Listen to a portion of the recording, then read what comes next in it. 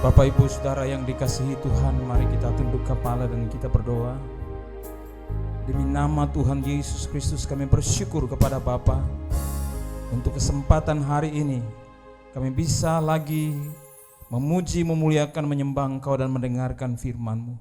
Terpujilah Tuhan yang melindungi kami sampai hari ini, yang memegari kami seperti biji mata Tuhan. Saatnya kami mendengar firman-Mu, sampaikan isi hati-Mu. Beri pewahyuan dalam roh kami masing-masing untuk mengenal kebenaran-Mu dan mengenal Engkau. Demi Kristus Yesus kami berdoa. Haleluya. Amin. Shalom Bapak Ibu Saudara. Selamat pagi, apa kabar? Haleluya. Saya percaya saudara adalah orang-orang yang menikmati kelimpahan kasih karunia Tuhan. Sampai hari ini perjanjian pemeliharaan Tuhan terus terjadi atas saudara dan saya. Sebab itu saudara, mari kita kembali belajar firman Tuhan. Untuk apa aku diselamatkan? Aku diselamatkan dari kutuk dosa untuk menjadi hamba kebenaran. Bukan lagi hamba dosa, tapi hamba kebenaran. Roma 6 ayat 14. Sebab kamu tidak akan dikuasai lagi oleh dosa, karena kamu tidak berada di bawah hukum Taurat, tetapi di bawah kasih karunia. Ketika kita terima Yesus sebagai Tuhan dan Juru Selamat hidup kita, kita sudah belajar bahwa kita telah mengambil bagian kita di dalam iman pada kematian, penguburan, dan kebangkitan Kristus. Saat kita mati, saat kita dikuburkan, dosa tidak berkuasa atas kita lagi. Dosa tidak mempan atas kita lagi. Otoritas dosa tidak berkuasa lagi atas kita. Kenapa saudara? Karena kita sudah mati. Dan bukan hanya mati, tapi firman Tuhan katakan kita telah bangkit bersama-sama dengan Kristus dan menjadi manusia baru di dalam Yesus Kristus. Ini harus menjadi keyakinan setiap orang yang beriman kepada Yesus Kristus. Engkau bisa jatuh ke dalam dosa, tetapi engkau tidak bisa dikuasai oleh dosa. Kenapa? Ayat ini bagian B katakan, karena kamu tidak berada di bawah hukum Taurat.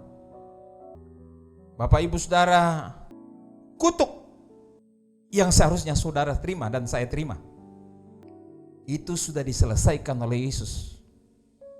Dengan cara dia terhukum, dia mentaati seluruh hukum Taurat, dia menyelesaikan tuntutan hukum Taurat, yaitu bahwa setiap orang harus mati. Yesus adalah manusia 100%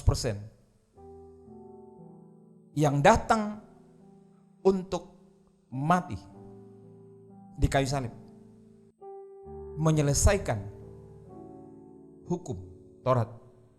Yesus harus mengalami kematian, dan kita sebagai pengikutnya mengidentifikasikan diri kita ke dalam Kristus Yesus. Sejak Yesus berseru di kayu salib, sudah selesai, itu berarti bahwa seluruh tuntutan hukum Taurat, tuntutan agama, tuntutan kematian, tuntutan kutuk sudah selesai. Sekarang kita hidup dalam sebuah hukum baru, hukum kasih karunia, hukum anugerah. Wow, luar biasa saudara. Anugerah, orang berkata artinya anu gratis. Kenapa gratis? Karena kita tidak mampu membayarnya. Sangat-sangat mahal. Gratis bukan berarti murahan. Gratis karena sangat mahal. tidak ada manusia, tidak ada nabi yang dapat menyelesaikan semua tuntutan-tuntutan hukum Taurat. Hanya satu orang pribadi, yaitu Yesus Kristus, yang mampu menyelesaikannya, mau menyelesaikannya, bersedia menyelesaikannya, berkorban di kayu salib, mati dan bangkit kembali. Sekarang kita yang telah terima Dia sebagai Tuhan dan Juru Selamat kita, Yesus berkata, "Akulah kebenaran dan hidup." Yohanes 3:16 berkata, "Barang siapa percaya kepadanya tidak akan binasa." Inilah yang disebut anugerah. Inilah yang sebelumnya saya sampaikan mustahil. Tapi ketika kita percaya kepada Yesus Kristus, kita memperoleh anugerah. Maka yang mustahil berubah menjadi tidak mustahil.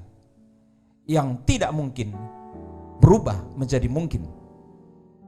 Jadi Bapak Ibu Saudara yang dikasihi Tuhan, kita sudah menerima anugerah Allah di dalam Yesus Kristus. Sebab itu Roma 6 ayat 12 berkata, "Jangan biarkan dosa berkuasa lagi atas engkau."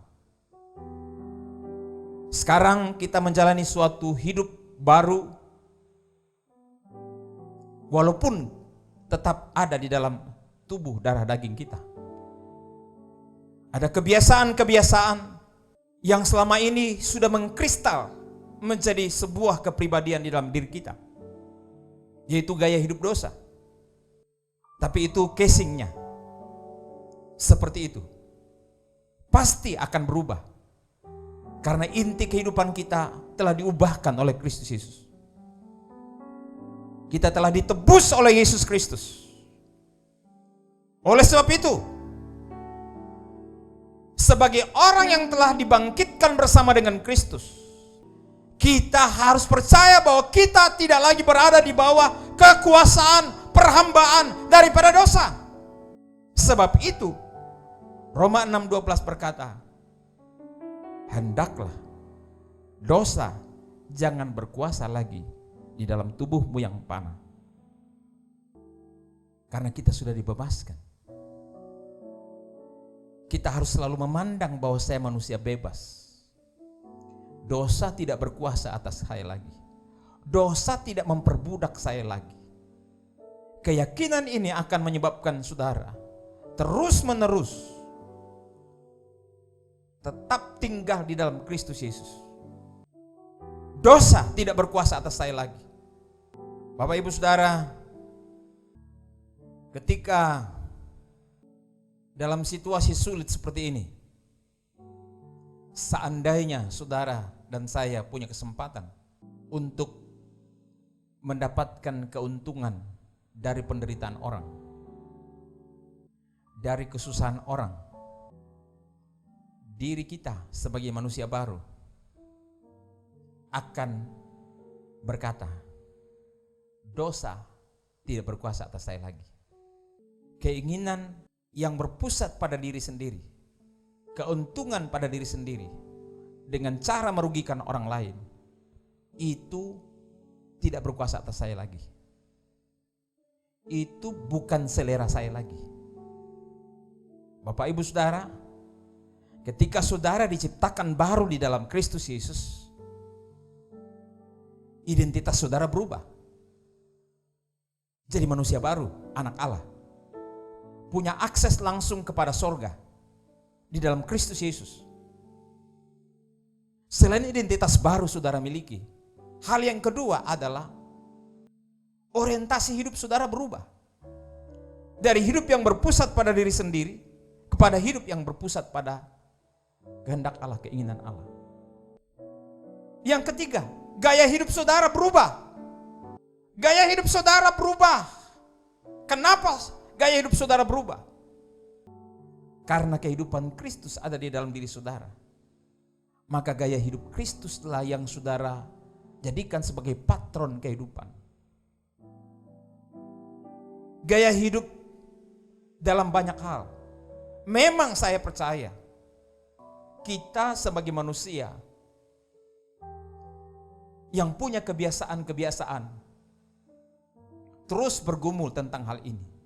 Tapi percayalah, jangan fokus kepada kebiasaan tersebut, gaya hidup tersebut. Percayalah bahwa engkau sudah punya kehidupan identitas baru di dalam Kristus. Jadi gaya hidupmu berubah. Gaya hidup egois, korupsi, manipulasi, hawa nafsu, percabulan, dan sebagainya. Itu bukan gaya hidup kita lagi. Yang selanjutnya, selera kita juga berubah. Selera hidup kita berubah. Selera kita bukan hal yang kotor-kotor lagi. Haleluya, amin. Ketika saudara kerja bakti di got, saudara belepotan dengan air got, kotoran got. Tapi ketika engkau sudah mandi dengan pakaian baru atau pakaian bersih, saudara tampak gagah. Apalagi hari Minggu seperti ini walaupun di rumah. Amin. Beritahu sampingmu, kamu gagah sekali hari ini. Walaupun di rumah, beribadah di rumah, tetap gagah. Amin. Sementara saudara dengan pakaian yang bersih, tubuh yang bersih, apalagi kalau disemprot-semprot dengan pengharum-pengharum, mantap.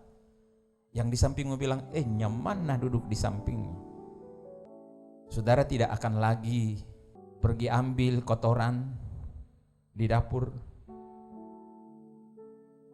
atau di got, lalu usap di baju saudara, di celana saudara, atau ambil pantat belanga, lalu saudara sapukan di tangan dan kemudian usap di wajah saudara. Beritahu sampingmu, itu tidak mungkin. Orang yang melakukan seperti ini kira-kira seperti apa orang itu? Apa? Orgil. Tidak waras. Katakan kepada dirimu, katakan kepada sampingmu, saya manusia baru, gaya hidup baru, orientasi baru, selera baru. Amin. Ketika kita sudah jadi ciptaan baru, selera kita adalah selera baru, selera Kristus, selera di atas, selera manusia baru, selera manusia ilahi. Amin. Haleluya. Bapak-bapak yang suka lihat yang bening-bening, tidak apa-apa jadi lihat. Tapi kalau dijanjangi terus, anak muda kematung, segera, amin. Segera katakan kepada dirimu, itu bukan lagi selera saya sebagai manusia ilahi, amin. Dosa tidak berkuasa lagi atas tubuh saya yang fana, amin. Supaya kamu jangan lagi menuruti keinginan daging. Haleluya. Keinginan dosa, keinginan iblis.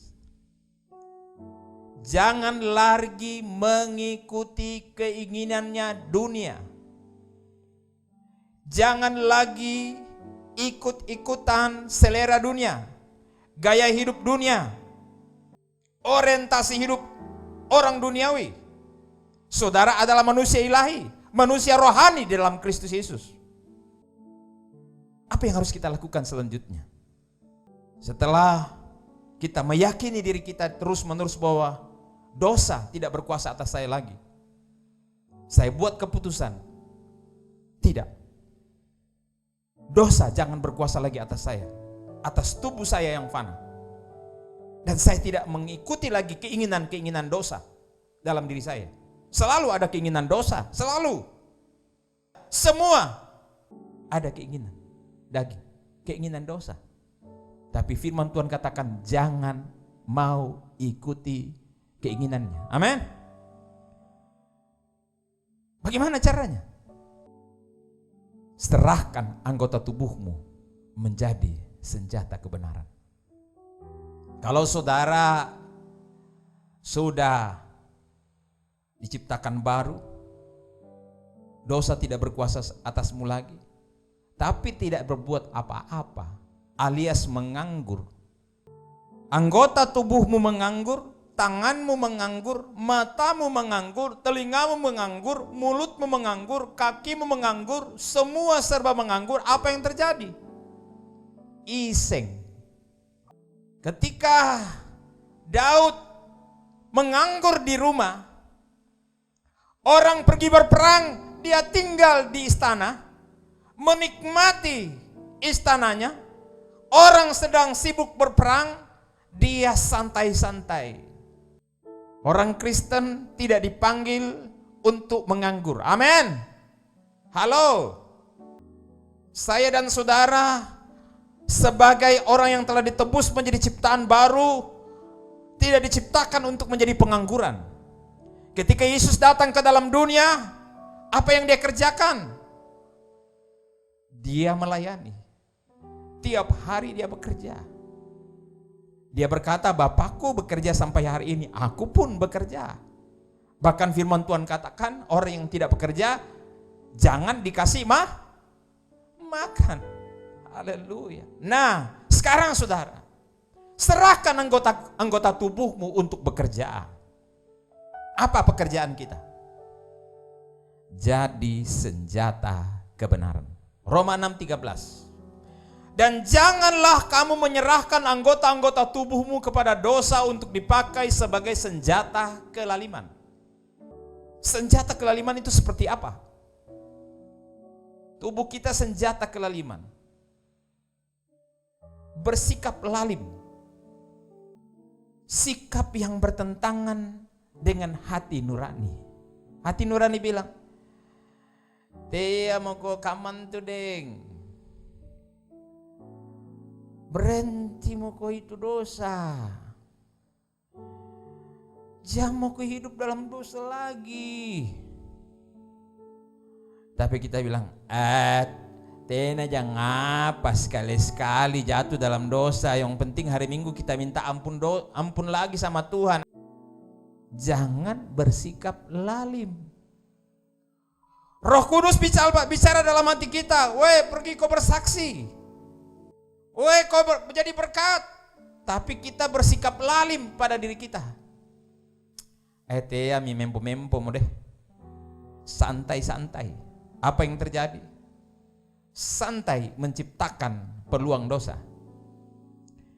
Pengangguran menciptakan peluang dosa. Daud tidak ada kerjaan, jalan-jalan. Orang bilang jelong-jelong. Jelong kemai? Mall. Tongko mingo mall kama-kaman nih. Kemai? Kafe. Tongko temi kafe. Laki mai mako mantang ribala stay at home. Stay at home nampatena niya apa nu pare, tidak ada apa yang kau buat. Hey, dosa sudah mengintip di depan pintu. Nah cini ki Daud kana anggapan niya bidadari kaman ne batena ayah.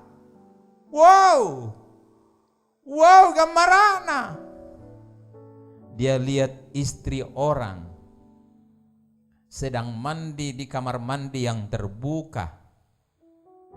Saya juga heran kenapa dia bikin kamar mandi terbuka, tidak pakai atap. Jadi ini cini batu rate, dilihat dari atas.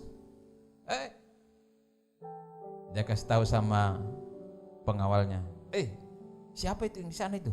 Yang lagi mandi itu mungkin panggil tongnya cini tongko dosa berteman.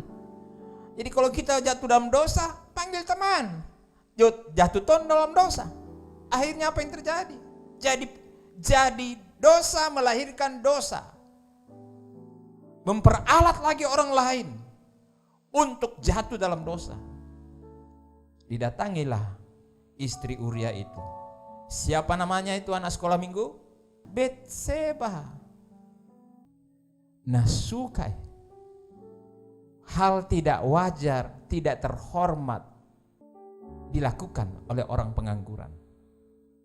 Lalu jatuhlah Daud di dalam dosa dengan istri orang, bukan sembarangan orang, tetapi orang kepercayaannya dalam pasukan Daud. Tapi yang ingin saya tekankan adalah, kalau engkau tidak berbuat sesuatu di dalam Kristus Yesus, maka dosa sudah mengintip engkau. Dosa akan cari cara untuk menjatuhkan engkau. Engkau akan dikuasai oleh keisengan-keisengan.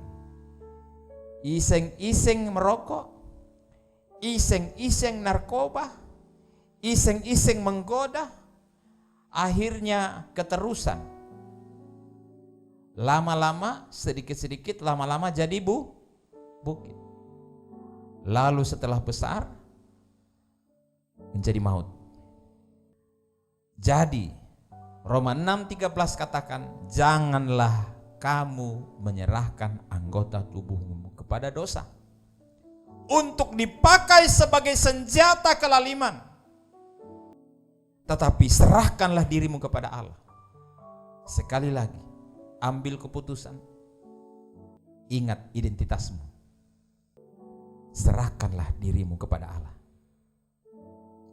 Sebagai orang yang dahulu mati tetapi yang sekarang hidup, kita sudah mati di dalam Kristus Yesus, dan kita hidup dalam hidup yang baru di dalam Kristus Yesus. Dan sekarang serahkanlah anggota-anggota tubuhmu kepada Allah, supaya Allah memakai tanganmu, mulutmu, matamu, telingamu, kakimu menjadi senjata kebenaran.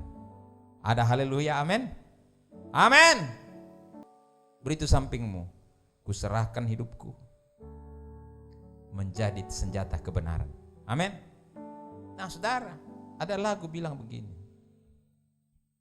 tanganku kerja buat Tuhan, mulutku memuji namanya, kakiku berjalan cari jiwa, upahku besar di surga. Amin. Berikan hidupmu menjadi senjata kebenaran. Setelah saya perhatikan kata senjata, hidup kita harus pakai senjata kebenaran. Efesus 6, saya akan singgung sedikit. Gunakanlah selengkap senjata Allah, supaya engkau dapat melawan segala tipu daya iblis. Pelajari, jangan sampai senjata kita senjata tumpul. Kalau saudara pegang pedang, tumpul. Saudara pegang pistol atau AK-47, tidak ada pelurunya. Bagaimana bisa? Woi, tidak pakai sepatu, tidak pakai ketopong keselamatan, tidak pakai perisai iman, tidak pakai baju sirah keadilan. Bagaimana bisa menjadi senjata yang ampuh menghadapi tipu daya iblis?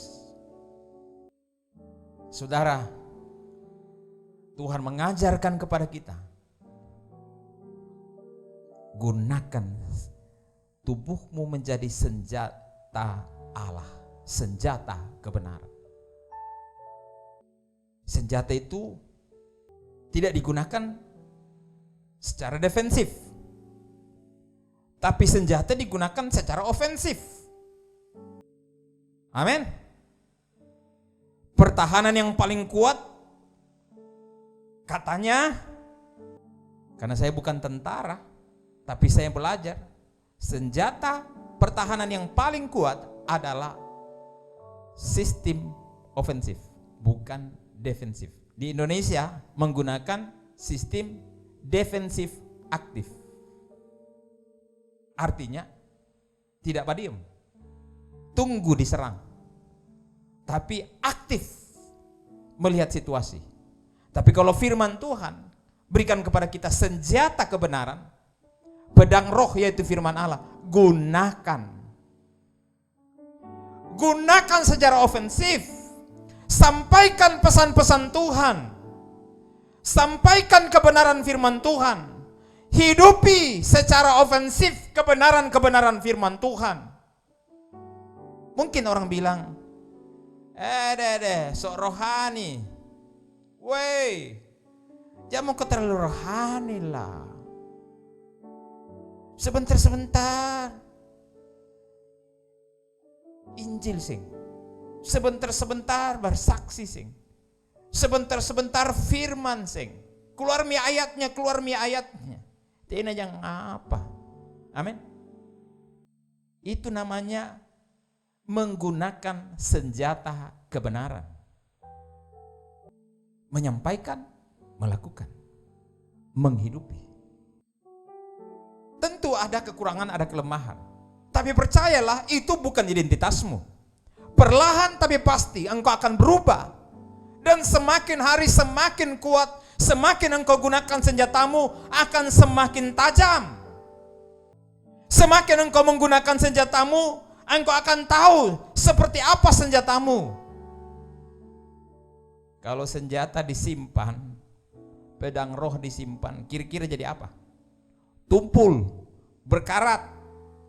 Tapi kalau kau pakai tiap hari, waktu kau pakai potong, tidak bagus, tumpul. Asah lagi.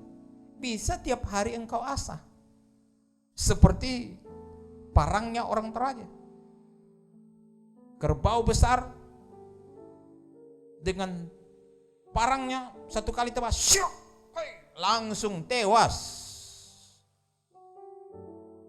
Kerbau sebesar apapun dan semahal apapun tewas dengan pedang yang tajam. Apakah pedang itu adalah pedang yang disimpan-simpan, parang yang disimpan-simpan? Tidak. Sering dilihat, sering digunakan, sering diasah. Kalau tidak sering digunakan, tidak akan diasah.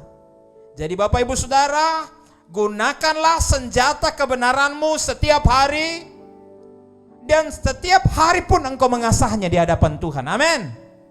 Asah kebenaran firman Tuhan. Lewat apa? Dengar firman Tuhan, baca firman Tuhan,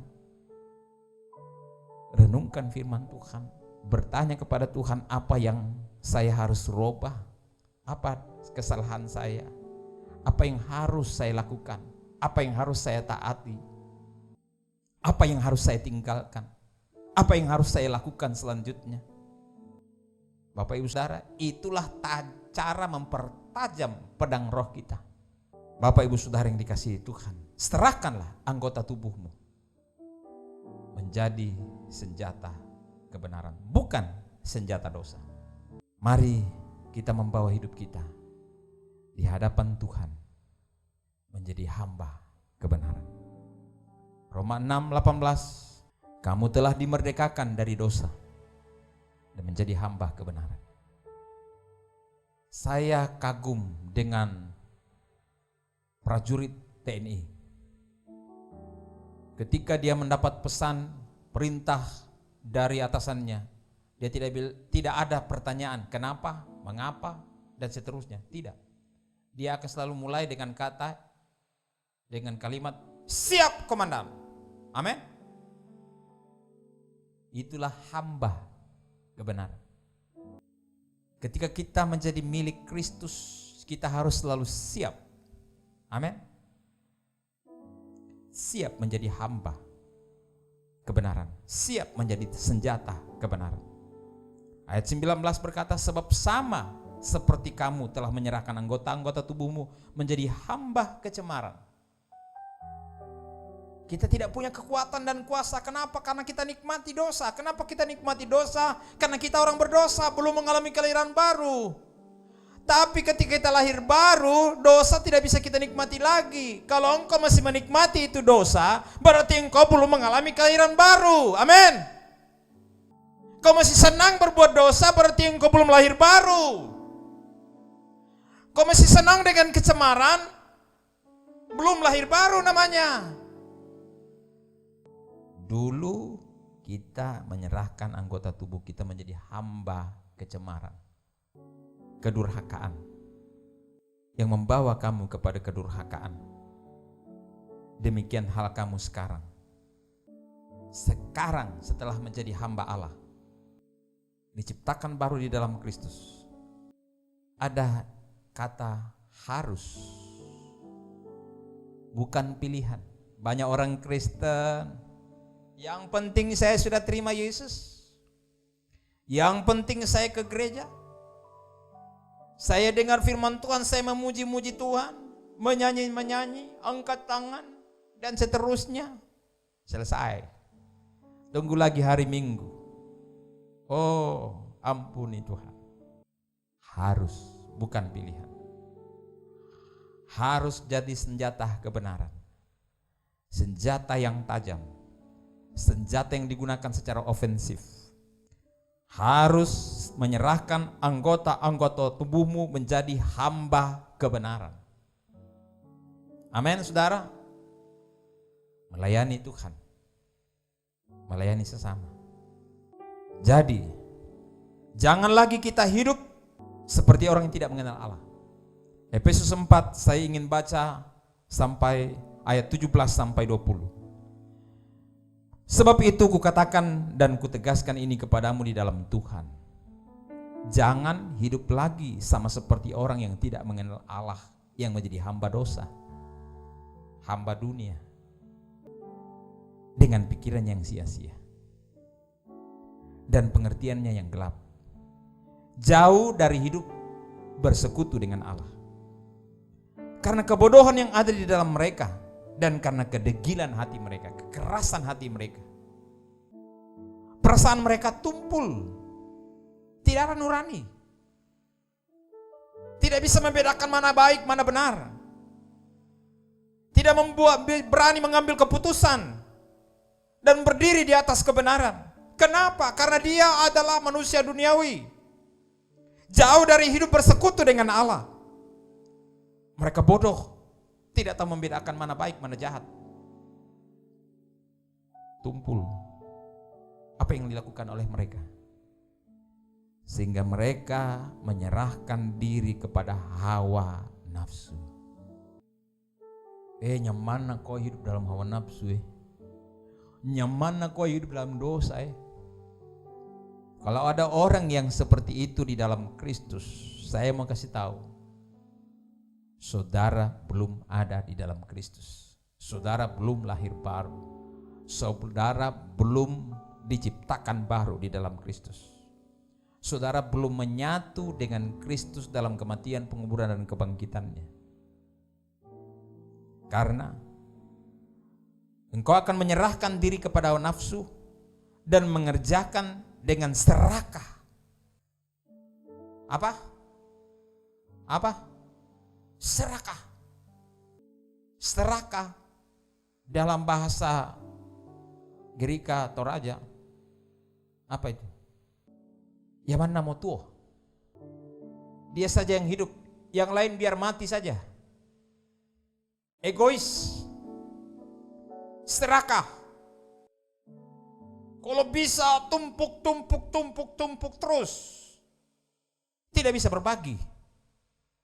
Apalagi dalam situasi seperti ini, ada berasnya 5 karung, nah simpan sampai busuk, dimakan kutu. Padahal tetangganya kelaparan kok dong. Itu sampingmu, tak enak ke kaman jo bos. Amin. Serakah.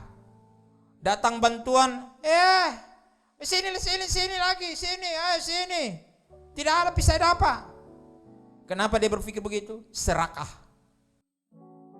Berbagi kok. Amin. Kalau engkau sudah lahir baru, tidak tega hatimu untuk membiarkan saudaramu kelaparan. Amin. Kalau engkau serakah, engkau mau engkau sendiri yang hidup, yang lain biarkan saja. Kita sedang memasuki suatu era di mana kekristenan sedang diuji, kemurnian kekristenan sedang diuji. Apakah kita mengasihi Tuhan dan sungguh-sungguh mengasihi sama? Jemaat Tuhan akan diuji hatimu, cintamu. Apakah engkau cinta dirimu sendiri atau cinta Tuhan? Apakah kepentinganmu sendiri atau kepentingan orang lain juga? Janda di Sarfat dalam kemiskinan, dia tahu kebenaran ini dan dia berbagi dalam situasi yang sulit. Tidak usah gembar-gembor ke sana kemari. Ayo, mari kita kumpul beras, kumpul Indomie, kumpul. Nuis senji, ndak perlu dipromosi. Amin. Kalian mutomo, jemaah. Oh jemaah, berilah. Amin. Jangan lagi serakah. Lalu kita baca selanjutnya dikatakan begini. Ayat yang ke-20. Tetapi kamu bukan demikian. Kamu telah belajar mengenal Kristus. Bagaimana kita mengenal Kristus? Coba kita perhatikan hidup Yesus. Kita belajar dan terus belajar sampai satu saat saya yakin kita serupa dengan Kristus. Doanya di Taman Getsemani. Bapa, bukan kehendakku, tapi kehendak-Mu. Di kayu salib, dia berdoa buat orang-orang yang menganiayanya. Ampuni mereka karena mereka tidak tahu apa yang mereka perbuat. Kamu telah belajar mengenal Yesus. Serahkan hidupmu kepada kehendak Bapa, bukan kepada kedoliman. Dan akhirnya, jangan kita salah gunakan hidup kita. Galatia 5:13. Saudara-saudara, memang kamu telah dipanggil untuk merdeka, tetapi janganlah kamu mempergunakan kemerdekaan itu sebagai kesempatan untuk kehidupan dalam dosa, melainkan layanilah seorang akan yang lain oleh kasih. Amin, saudara. Jangan mempergunakan kebebasanmu, kemerdekaanmu karena kasih karunia Allah untuk hidup dalam dosa. Ingat, dosa bukan seleramu lagi. Amin. Dosa bukan gaya hidupmu. Dosa bukan identitasmu lagi. Engkau adalah manusia baru, hidup dengan gaya hidup yang baru di dalam Kristus Yesus. Tuhan memberkati saudara. Teruslah serahkan hidupmu menjadi senjata kebenaran, alat Kristus yang tajam, ofensif, baik dalam perkataan, gaya hidup, perbuatan, dan sebagainya. Tuhan pasti menolong kita dan membawa kita kepada hidup yang serupa dengan Dia. Tuhan dimuliakan di dalam hidup saudara. Amin. Mari kita berdoa. Maha besar Bapa yang baik, kami bersyukur karena Engkau memilih kami oleh anugerah-Mu yang sangat besar. Kami tidak lagi menjadi hamba dosa. Dosa tidak berkuasa atas kami. Kami serahkan tubuh, jiwa, dan roh kami menjadi senjata kebenaran. Bukan senjata yang tumpul, tapi senjata yang tajam, ofensif. Dipergunakan dengan aktif. Kami tidak lagi menjadi orang Kristen pengangguran yang hanya menikmati berkat-berkat Tuhan, pemeliharaan Tuhan. Tetapi kami menyerahkan anggota tubuh kami untuk menjadi alat di tangan Tuhan, alat yang aktif di tangan Tuhan. Kami rindu Tuhan, kemerdekaan ini kami gunakan untuk melayani Tuhan dan melayani sesama kami. Terlebih dalam situasi ini, jadikan kami senjata Allah bagi orang-orang yang membutuhkan di sekitar kehidupan kami, baik anggota jemaat, sesama umat Tuhan, dan juga orang-orang di sekitar kehidupan kami setiap hari. Terpujilah Tuhan, berkati jemaat-Mu, berkati umat-Mu, berkati setiap pribadi yang mendengar firman Tuhan saat ini. Dan biarlah Tuhan melawat mereka hidup sebagai hamba Allah demi nama Tuhan Yesus Kristus. Haleluya.